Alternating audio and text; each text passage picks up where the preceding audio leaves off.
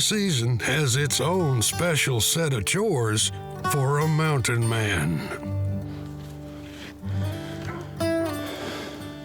Well, it's springtime, spring cleaning. Time to reshoe these horses and trim them up a little bit. Get them ready for the high country. All I'm gonna do here is I'm just gonna give him some grain while I'm tinkering with him.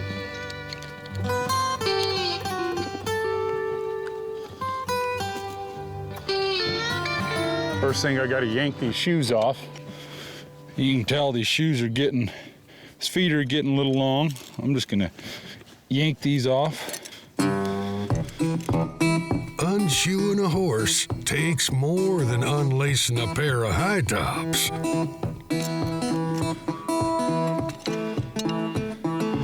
You can tell right here he's getting long. You want it to come down about right in there. So I'll go through and I'll trim all this out.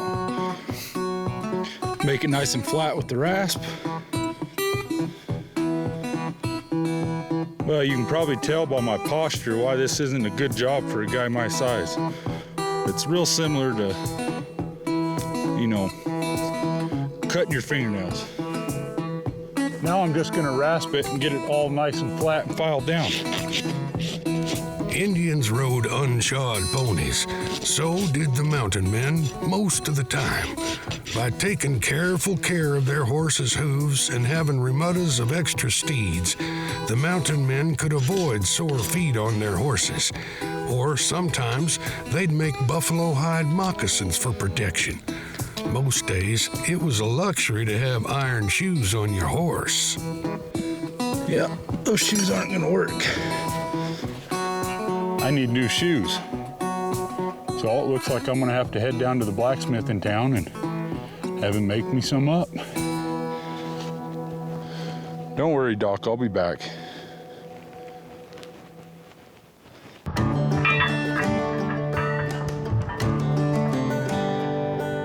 Spring snow means getting good gripping shoes on your horse is a must. Making it time to turn to the ancient arts of the blacksmith. This here's Master Blacksmith Eric Dewey. Eric, how the heck are you? Hey, Laramy. Good to see you. Yeah, you too. Laramy and Eric go way back.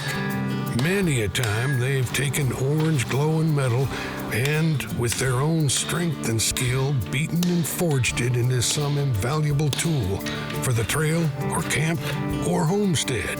And Laramy's never had a complaint about how Eric's tools hold up. What are you making? Just working on this rocking chair. Trying to wrap it up today. Is that what that is? Yep. Pretty cool looking. I think that thing actually might support me without breaking. Might.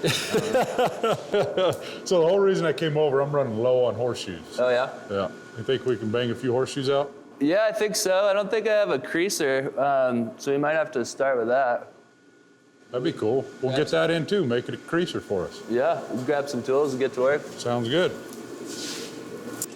You know what would be really cool is if you kind of gave us a little demonstration of a lot of the different tools that you use and make here. Sure, yeah, let's do that. Okay, Eric, so a normal person that knows nothing about blacksmithing is gonna walk up to this table and say, wow, you got a lot of the same kind of tools, it looks like. I mean, you got some hammers, you got some tongs, some punches. I mean, what's something like this used for? This is your general purpose blacksmithing hammer. It's a cross peen hammer, 2.5 pound. And, you know, something like that. This is a struck tool, so this is called a flatter. So you're gonna be holding this on your workpiece, and then this will be struck either by another person, a striker with a sledgehammer, or by yourself. And then you got this, you know, it's got the little twist with the peen on it. What's something like that used for? This is called a punch. It's a diagonal punch. When you're standing at the anvil, you can sight down the working end of the tool, rather than if the business end is in line with your handle. You can get up next to your workpiece and you can see exactly what you're doing. Okay, I see there's 3 different types of tongs there. What's the function and difference? This particular pair of tongs is your bread and butter flat jaw tong for holding any sort of flat bar. They're sized for 1/2 inch. These are called bolt jaw tongs, and the bit of the tong is formed to accept round bar, like that. So you can easily grasp round bar. Nice. I love education. What tools are we gonna need? We'll need these hammers. We'll need a slot punch, drift, and a pair of tongs. Get them full, and some material. Perfect. Get to work.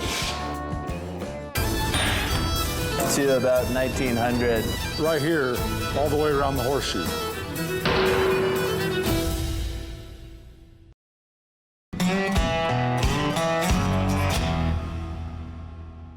God dog is what the Indians called the horse. But unlike dogs, horses need shoeing. Those shoes aren't gonna work.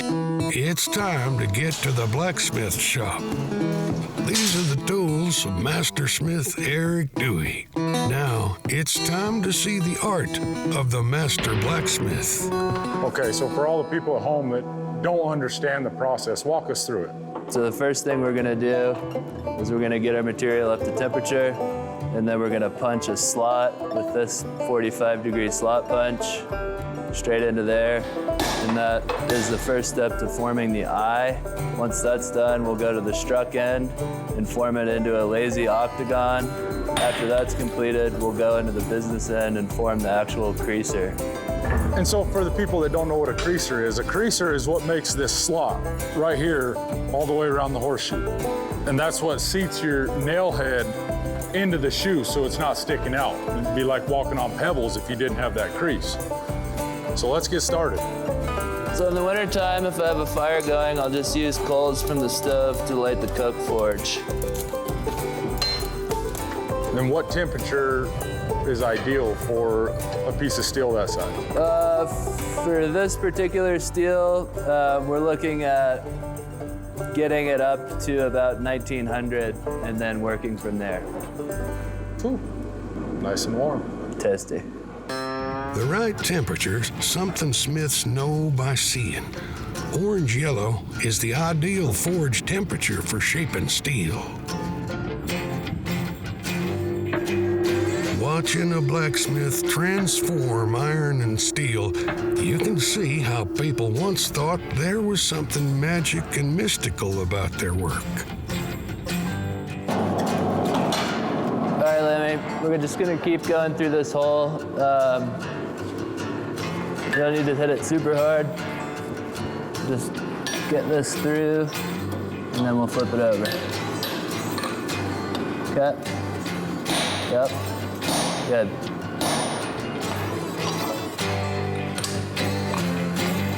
Good.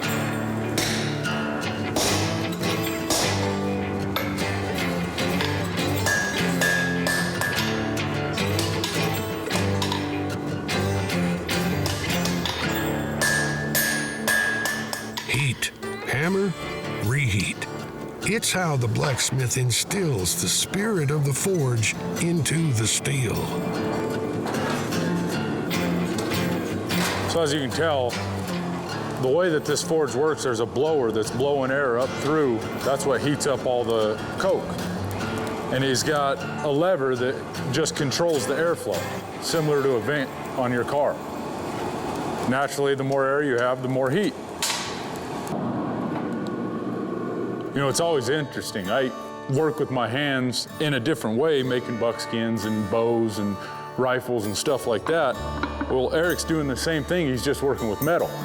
And there's something to be said about working with your hands and taking something and completely forming it to whatever you need. You know, that's what the mountain men had to do back in the day. They had to make do with what they had. And blacksmithing was a huge deal in the West in the mid-1800s because everybody needed it. You know, there was blacksmithing shops going up everywhere, just like Jiffy Lubes today. I mean, people had to have, whether it was horseshoes or hammers or anything like that, they had to have them. Mountain men, they needed their traps. They needed hammers and stuff when they're out in the woods. It's been around for a long time. And it's neat to see, people like Eric that are still doing it essentially the way it was done in the 1800s. A lot of labor. There's not very many people that want to put that much work in.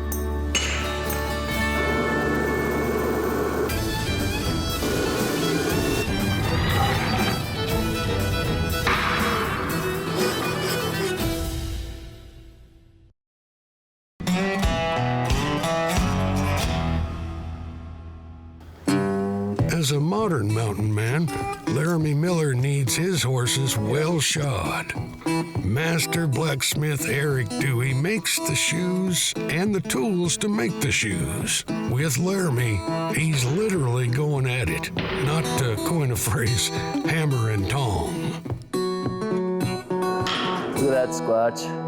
Perfect. That's what I like to hear. Never know, I might make a blacksmith yet. I'm not just Paul Bunyan in the woods. All right, Laramy, so what we want to do next is using that same tool, bring this business end down to a nice taper with the same tool, the flatter, and then once we get it roughed out, we can clean it up with a rasp. Yeah, and once we get that done, all that's left to do is make the handle. That's right. That's something we temporarily overlooked at the beginning. We did. It's kind of hard to swing a hammer without a handle. Extremely. Okay, so what we need to do now, Laramy, is we'll come in with the rasp and we'll knock about half of that mass down on one side to get our 45-degree angle. Okay. And then we'll come in on the other side with the rasp and dive straight into it. Okay. Does that sound good? Yeah. Cool.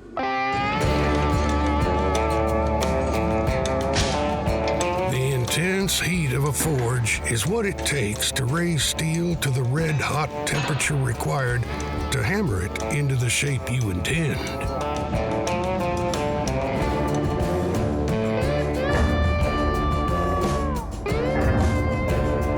Tools for shaping steel mean more than hammers and anvils. Well, while he's finishing that up, I've got this piece of wood, a planer, and a rasp, and I'm just gonna round out this wood and make a handle. I'll round it all out, taper the end, be good to go. And just remember, this is just the work we're putting in to make the tools to make the horseshoes that I need and whatever else. In the scent of wood shavings, you're reminded of how blacksmithing is more than just forging metal. The handle to hold the tool is just as important.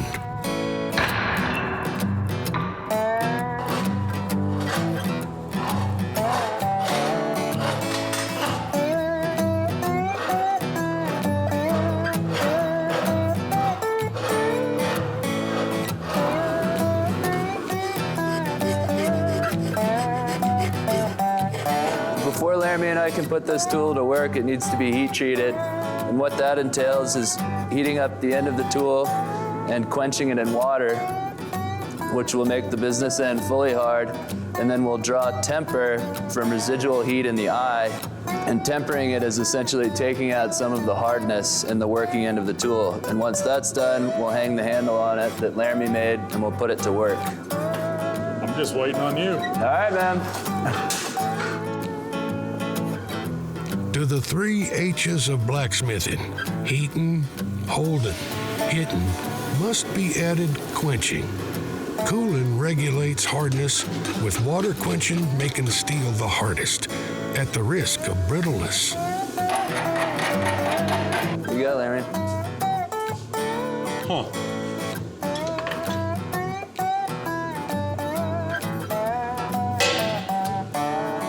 Well, what do you think?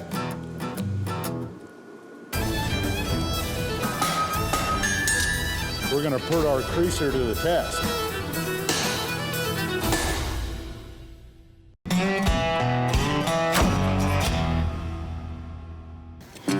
Springtime, and time to put some new shoes on old Dobbin. This village smithy goes by the name of Eric Dewey, a master of his craft. Steel and forge, hammer and skill, All it takes to make you whatever you need. Huh. Well, what do you think? Yeah, I think it'll do the trick. Want to put it to work? Yeah, now we got to make the horseshoes. So this is our starting stock. It's 1/2 by 3/4 inch. Find the center point. We'll get it hot. We'll come in and we'll round the corners off, both sides. So how do they make coke? Coke is essentially a distillate of coal, and just like charcoal is a distillate of wood, so all of the volatile compounds are essentially baked out of coal, and what you're left with is an extremely dense chunk of carbon. So when they put it in the oven, bring it out, is that what it looks like? I notice you have a bigger... Yeah, it comes out in big chunks, and then for what I'm doing with it, it needs to be crushed. This is your fresh out of the oven Coke. You know, it's kind of crazy because it's really light. It feels like lava rock and looks a lot like lava rock, but the only difference is this burns. Pretty interesting.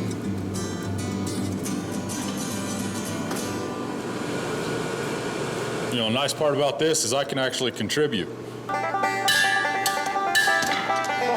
good thing about having Laramy around the blacksmith shop is that you never lack for muscle power.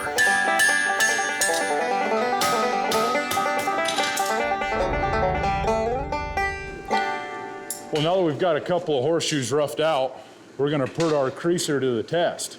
We're gonna put that crease around 1/2 of the horseshoe so you can put the nail heads in there. We're gonna see if it works. Let's hope.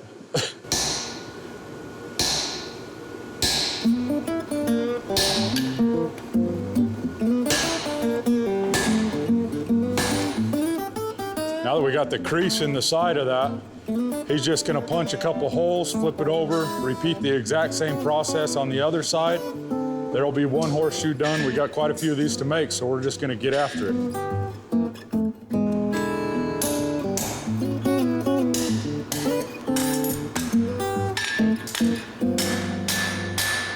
One side done, about 100 to go. Looking good though, looking good. Once you get the steel to the right heat, then you can shape it, crease it, and pierce it as you need. As the blacksmith has done for thousands of years.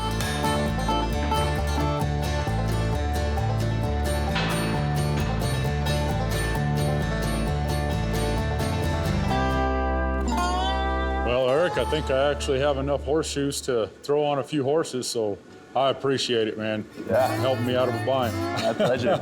Maybe I'll have to bring you some elk meat by or something. Yeah, we can do that. There you go. You can keep this as a souvenir. You might need it later. I'll make myself a new one. Oh, well, I appreciate it. You know, it's nice when you actually make a tool that serves a purpose and works. Agreed. Well, thanks. Have a good one. Yeah, you too. Drive safe, Laramy.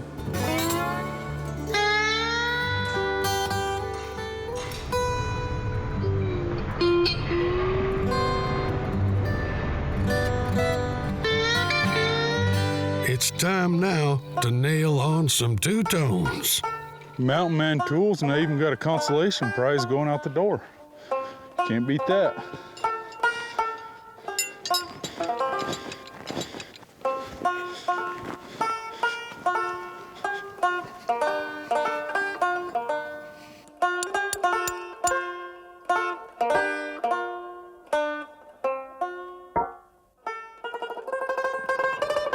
As a famous mountaineer once said, I am learning nothing in this trivial world of men.